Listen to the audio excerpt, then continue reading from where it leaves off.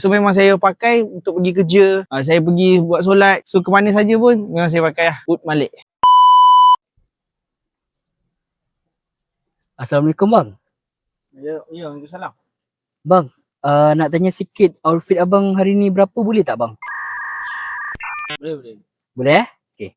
Oh, so outfit hari ni, baju ni sebenarnya orang bagi je. Pakcik saya bagi sendiri lah. Kira free lah baju. So untuk seluar pula, seluar ni saya beli mahal sikit sebab emergency. Seluar saya pergi office tu koyak.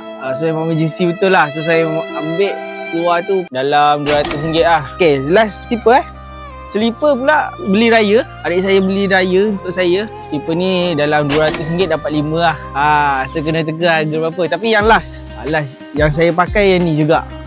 Ud Malik, Munir Hijaz Ud. So yang ni saya pakai, dia punya bau memang sedap. Bau-bau ud dia walaupun keras tapi dia lama-lama tu dia boleh blend dengan diri saya. So memang saya pakai untuk pergi kerja, saya pergi buat solat. So ke mana saja pun memang saya pakai Ud Malik. Oh, okay. Terima kasih bang. Okey, baik, sama-sama. Jangan lupa dapatkan juga Ud Malik ni. Okay, baik bang.